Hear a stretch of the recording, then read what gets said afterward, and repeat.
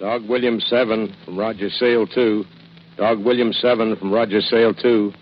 Go ahead. Roger Sale 2 from Dog William 7. One battleship Nagato class, 2 cruisers, 5 destroyers.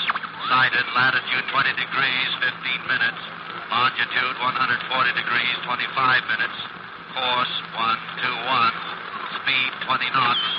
Scout planes observed clearing cruisers at 1350 and remaining in contact. End. Bye.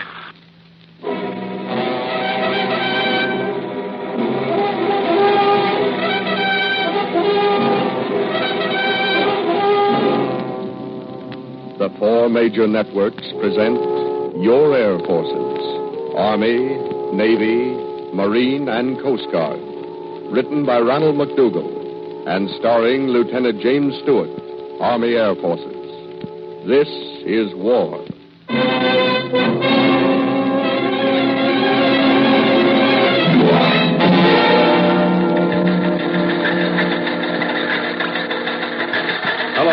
Hello, 15th Bombardment Group, on the alert. Bomb load, 1,100 pounders. Got that? Following report received from the clear. 1 battleship Nagato class, 2 cruisers, 5 destroyers. Sighted. And now it begins. The picture begins to focus. The clay takes shape. A girl in an ex-linoleum factory in Pittsburgh loaded the bomb that'll do the job. A bookkeeper in Milwaukee with 2 children exaggerated his income on his tax return so he could pay his share in the plane. A woman in Saugatuck, Michigan had a son 23 years ago, and so there's someone to fly the bomber. Yeah. Yep, the picture begins to Hello, give me weather service. Hello, bombardment call. Hello, chart room. Get me all available charts in the area DOL. Yeah. Now it begins. All the intricate procedures of putting a hole in an enemy battleship large enough to let water in faster than it can be pumped out. It's not easy, this. Enemy ships aren't made into parking lots for seaweed by the efforts of only 1 man, 12 men, 1,000 men. It takes the mass efforts of 135 million people to sink enemy ships, destroy enemy troops, obliterate the enemy himself. It takes kids saving pennies for defense stamps. It takes all kinds of work from all kinds of people.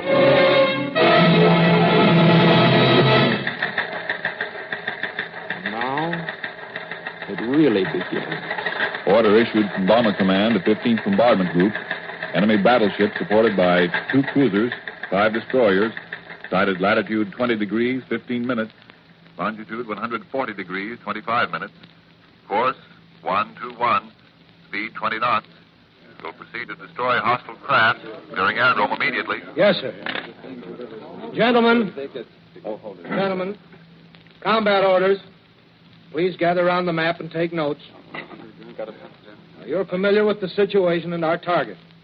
The 1st Squadron will form the leading element of the group formation. The 91st Squadron will form the 2nd element. And the 3rd Squadron will form the rear element. Group assembly will be over H at 5,000 feet. Wedge formation at 1430. They know all this already, these pilots, bombardiers, navigators, radio men, gunners. They've been on the alert. They've been sitting around all morning waiting for just this kind of a target. Their bomb racks are already loaded with 1,100 pounders. The ground crews have already warmed up the motors.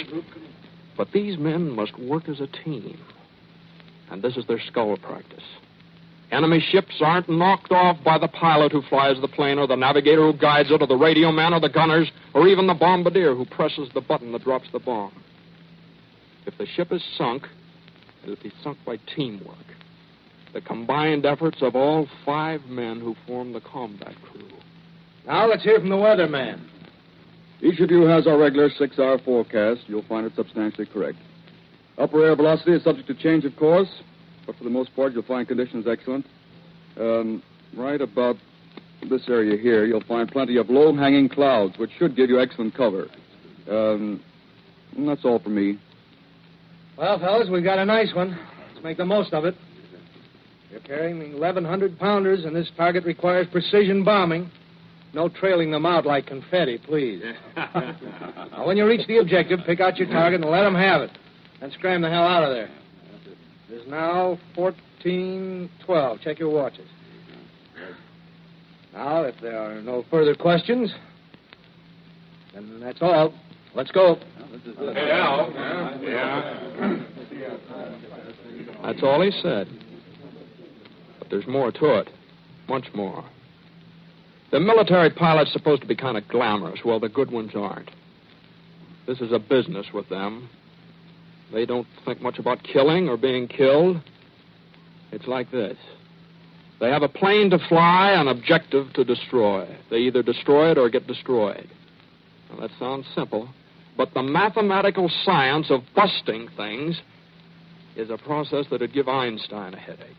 Now let's see how this business of flying is built up into a going concern. Now, first of all, you get the men. Best men that the country has, and you got a lot of them. They're citizens, ordinary guys in ordinary times. But this is war. And they're taking on new responsibilities. All will raise their right hands and swear after me.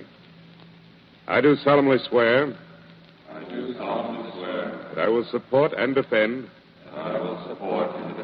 The Constitution of the United States. Against all enemies, foreign and domestic. And I will bear true faith They're and sworn in. allegiance to the same. It's a pretty inspiring ceremony. It's sort of like getting married. You're nervous and your hands sweat and you wonder if you're good enough. Yeah, it's sort of like getting married. There isn't any honeymoon. Oh, no, it's just work. 10 hours a day, 6 days a week. And on Sundays you go to chapel and then back to the barracks and study some more. On which I am about to enter. So help me God. Now, it's a couple of weeks before you even get a chance to climb into a plane. You learn the customs and procedures of command, the traditions of the service, and then one day you walk out on the field with your heart in your hand and climb into a yellow trainer that flies 80 miles an hour. Well, now, that's pretty fast at first, but after a couple of days, it feels like you're flying your front porch.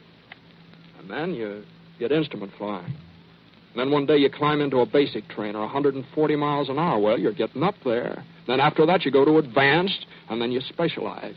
Pursuit, attack bomber, heavy bomber service, whatever you're best fitted for. And that's only the beginning. Now you've got to learn to work as one man on a team. And you meet your teammates. They've been going to school, too. Other parts of the country, probably. And they've been learning things, too. Well, let's say, Bombardier Smith. Now, what are the duties of a bombardier? The aviation cadet who is trained as a bombardier will study the theory and practice of bombing. Well, for instance? In bombing, trail is the horizontal difference in distance between the theoretical vacuum trajectory and the actual trajectory, while cross trail is a component of this difference due to the magnitude and direction of the wind. Take your word for it. Now, bomber pilot Smith, what are your duties? A pilot must be taught to handle a large 2- and 4-motor bombing plane. The training of the bomber pilot is very specialized. He must be able to know and use the 100 or more flying instruments of a modern bomber. Well, I should think so, but why? It's the pilot's task to conduct the bombing plane in such a way that the bombardier will be able to use his bombs with maximum effectiveness against the military objective. How about the navigator? What are your duties, Navigator Smith? Well, the navigator of the bombing plane must guide the pilot in determining the location of the plane and the direction in which it should fly to reach a certain objective. What about the radio man, Smith? I keep in constant touch with the aerodrome for further weather reports and orders. Also, it is my duty to operate as a machine gunner during combat with pursuit ships. How about you? What are your duties, Rear Gunner Smith? Just sit in a fishbowl and try to keep awake. Well, I don't imagine you have much trouble the way you get bounced around back there. Okay. Now, that's the crew of a medium bomber. They're not individual citizens once they get off the ground. They're just handmaidens to a machine. A team. And now they climb into their plane. You know, there's something awful quiet about the inside of a big plane parked on the ground. The members of the crew take their stations quietly, methodically. The pilot and the co-pilot squirmed down into their seats side by side at pretty close quarters. Well, of course, you know these things aren't built for comfort. They fasten their safety belts. And then their hands start moving around to switches. Dozens of switches, and they know exactly where they all are. They could pick them out blindfolded. There goes the master switch. Now, there goes one of the generators. And now the pilot starts checking. Check cross feed on fuel tanks, wing tanks, both on. Okay. Mixture control, full rich, right. Props, high pitch. Carburetor heat, full cold. Right. Check the radio. Control from William Dog 7. Radio check. Go ahead. William Dog 7 from control. Frequency and modulation, okay. Now, the pilot's checking again. Checks hydraulic pressure. Check, check, check, and recheck. You know, this is no box kite these fellas are taking up into the air. This is a complicated engineering miracle with a ton of TNT in its belly. One mistake's just one too many. All right, now the co-pilot's building up pressure with the wobble pump. Now he's priming the engine. The pilot's hand goes up to the starter switch. Clear! There she is. Not very quiet now. And that's just half of it. There's another 1,500 horsepower sticking out of the other wing. There she goes. Now the radio again. Control from William Dog 7. Ready to taxi out and take off. Go ahead. William Dog 7 from control. You are cleared to taxi out and take off north-south runway. And now the big thing sort of crawls out over the rough ground. And the transparent nose of the bombardier is uncovering the bomb site. The radio man's checking the bomber's telephone system. In the rear turret, the gunner's settling down behind his machine gun. This is business. You know, there's a lot of stuff has gone into this plane. 3 or 4 tons of aluminum, 30,000 parts, a couple of 100,000 rivets, and a lot of work by a lot of people. And not to mention money. Well, these bombers cost what is known as a pretty penny. A lot of people had to stay up late nights around March 15th, sweating all the while so this bomber could be built, and so it could taxi out the runway that leads to a rendezvous with the enemy. A lot of brains were represented in this bomber, too. The design engineers and the stress engineers and the inventors of the self-sealing gas tanks and the bomb sights and the bomb releases. A lot of brains, a lot of labor's there, hard labor, day and night. A lot of courage in the background, too. The manufacturer who stuck his business neck out a mile by designing and building this kind of plane before anybody wanted it. And the test pilot who worked out the bugs with his life as a down payment on mistakes. Yeah, there's a lot of stuff in this plane, and it all means something. It all starts to add up when the plane takes off.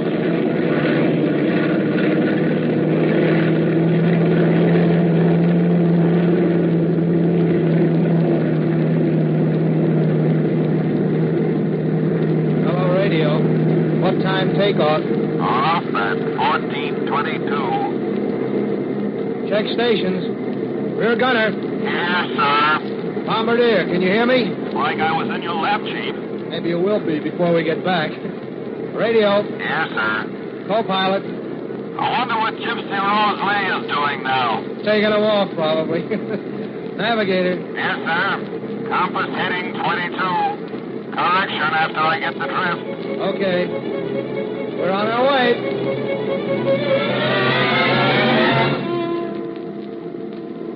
Yeah, they're on the way.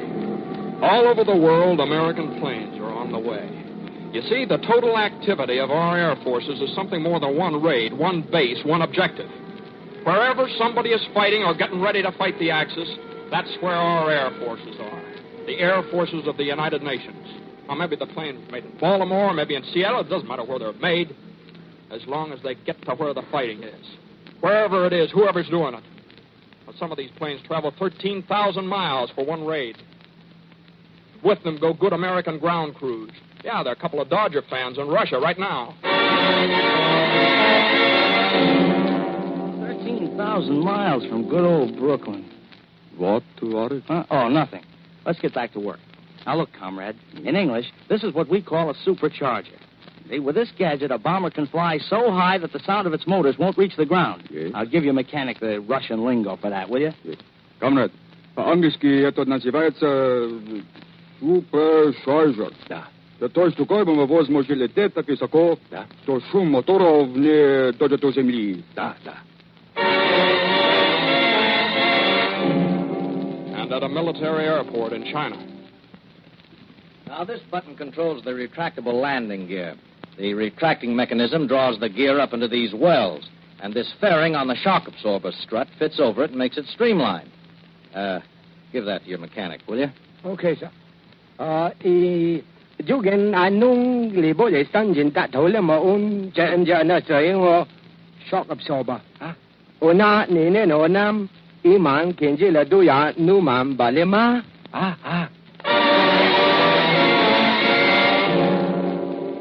And with the British in Libya. This gadget is for full feathering of the propellers. This is a recent improvement on the constant speed and controllable pitch propeller, making it possible to lessen the drag in case of motor failure. I say, that is neat. Absolutely uncanny. Yeah. You said it. Uncanny. All over the world, American planes are carrying the fight to the enemy. And with them are American crews to assemble the planes and instruct foreign crews in their operation. In China, Libya, Russia, Iceland, Newfoundland, Australia. Wherever the fighting is, we send the men and the machines to do it.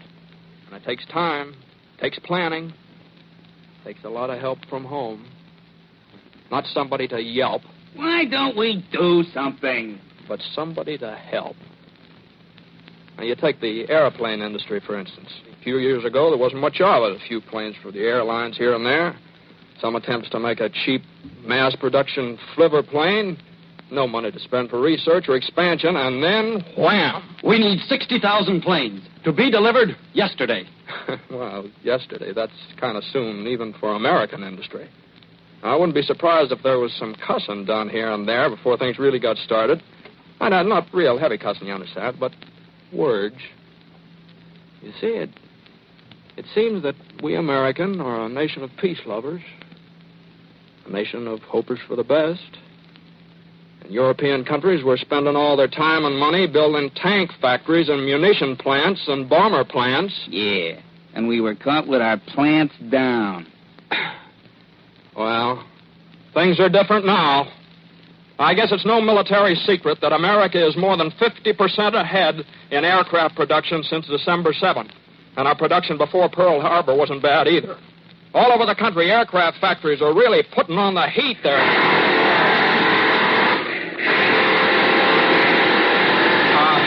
I said all over the country, aircraft factories are really... they're busy.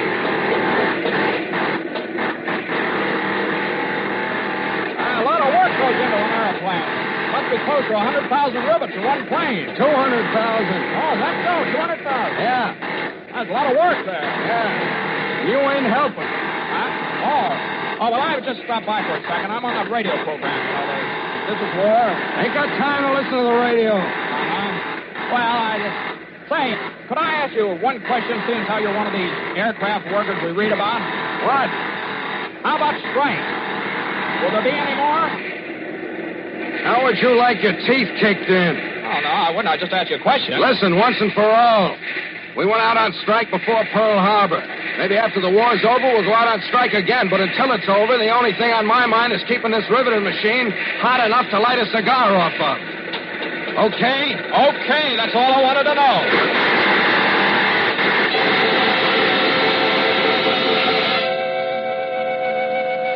Now, bombers don't just happen. You don't just say, build me some bombers, and then sit back and wait for the brownies to go ahead and do it. What kind of bombers do you want? Do you want a dive bomber for knocking off gun emplacements or cargo ships? Do you want an attack bomber for machine gunning troops or destroying their mechanized forces with small scatter bombs?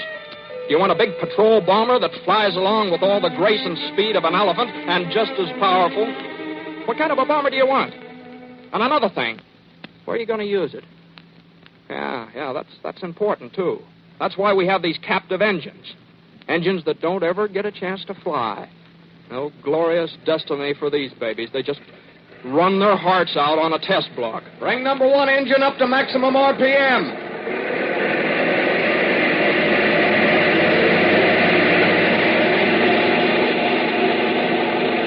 few years ago, an airplane engine like this is, it's kind of impossible. People thought we might have some someday, maybe 20 years or so, maybe more. Yeah, now they're turning them out as fast as they used to turn out automobiles. 1,500 horsepower, 1,850 horsepower, 2,000 horsepower. They're making them like they make hotcakes. We'll now test for sub-zero horsepower. Turn on the refrigerators and bring the temperature down to 40 below zero. Gets kind of cold in Norway, in Iceland, and Russia. Some of these motors will be going there. They'll have to be built for the weather conditions they're going to fight in. Which reminds me of something the Nazis say. They say they're planning to build an airplane engine that'll develop 2,500 horsepower. That's a lot of horse. The Nazis also say that the new order will bring sweetness and light to Europe. Yeah, like the sweetness and light it brought to Poland and a couple of other places. Any other place they happen to visit, as a matter of fact. But never mind that. We're talking about horsepower now. And this is what we can say in the United States. There's no other country in the world that can build 2,500 horsepower motors for airplanes except us. And there's no other country that can build 2,000 horsepower airplane engines in mass production the way we're building them right along. And the reason we can do it is because of our research and our skilled labor and the thousands of tests that we give each motor. And why? So that the only thing the bomber crew has to worry about is dropping the bombs. So that our friends in that bombing plane someplace out in the Pacific will get to where they're going and get back. Hey, you, engineer. Yes? Say, we want to rejoin some friends of ours. They're flying a medium bomber out over the Pacific, height about 30,000 feet, I think. Can you help us out here? Well, sure. Bring up number one engine to maximum RPM. Altitude 30,000 feet.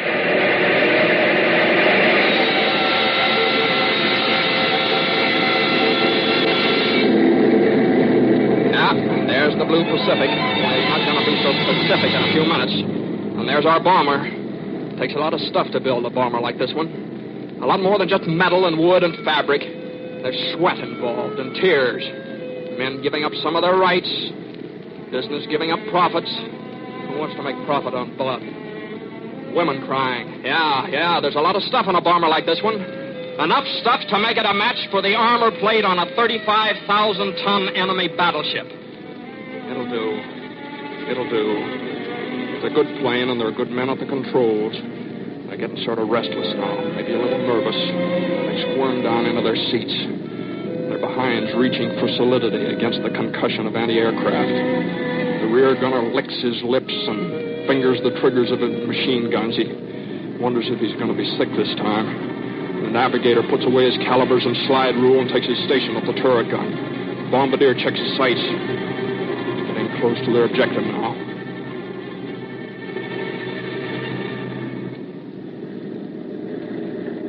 Must be getting close. Keep your eyes open. Let me know if you see anything. There they are. About 15 miles abeam. Okay, this is it. Radio. Contact all flight members and inform control. Enemy sighted. 1003. Heading southwest. Acknowledge. We'll spar for individual attacks from four directions. How do you want it, Bombardier? Take over. We'll take the big one.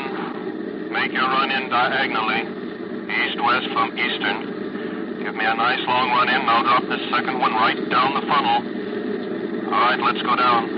Hang on.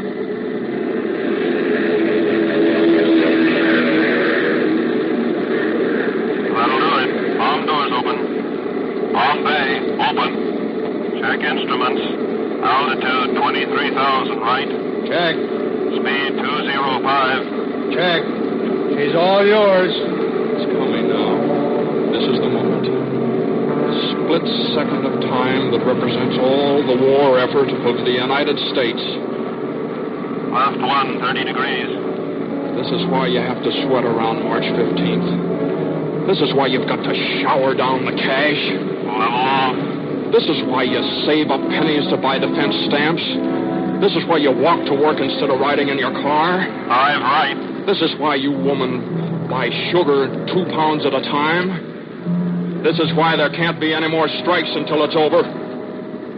This is where your profits go, businessman. 135 million people are riding on this bomber. Their honor and their future is cargo. And it's their might that helps the pilot hold it steady against anti-aircraft fire. It's their power that pushes the bombardier's thumb down on the button that releases the bomb.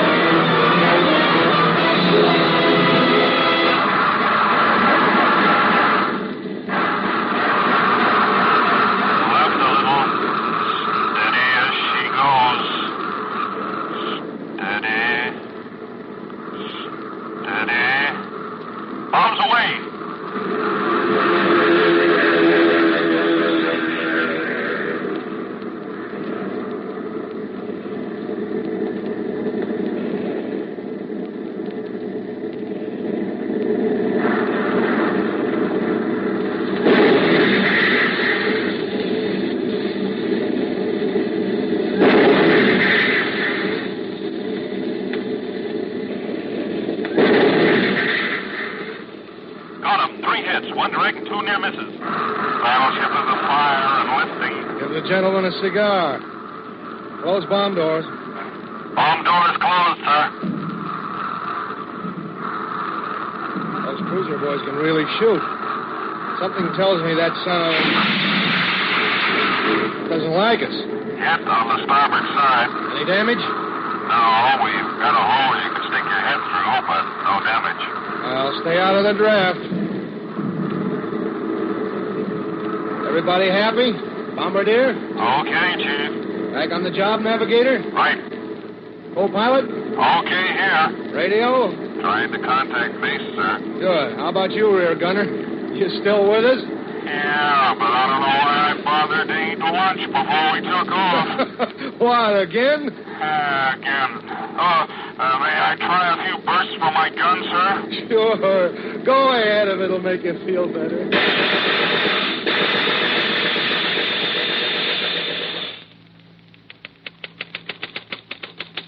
Operational for tomorrow. Orders issued by group commander to his staff and squadron commanders at his headquarters. That looks all right. Heard anything from the 5th Bombardment Group? I'm getting a signal now, sir. Roger, sail 2 from William Dog 7. Roger, sail 2 from William Dog 7. Knowledge. William Dog 7 from Roger Sail 2. William Dog 7 from Roger Sail 2. Go ahead. Enemy craft contacted 1455. Enemy craft contacted 1455. Target destroyed.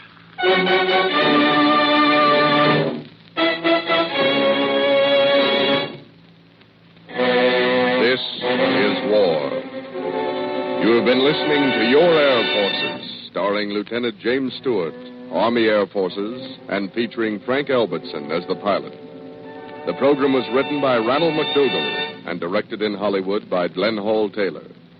Lieutenant Howard Nussbaum, Army Air Forces, was Associate Director. Original music was by Charles Dant. Next week at this same time, the 4 major networks again unite the resources of American radio to present the 9th in their series of broadcasts for wartime America, Bridge of Ships. This is war.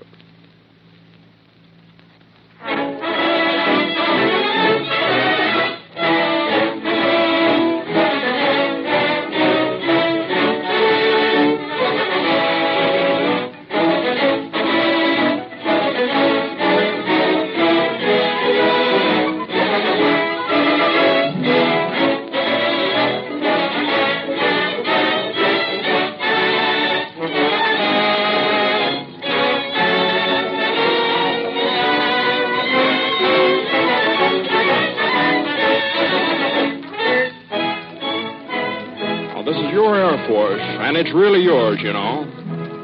Now, the day after tomorrow is Army Day. Airfields other than those in strategic military areas will be open tomorrow and the next day. Now, why don't you visit your Air Forces and get acquainted with the men and the machines that make the Air Force what it is? Well, I'll be seeing you. And keep 'em flying.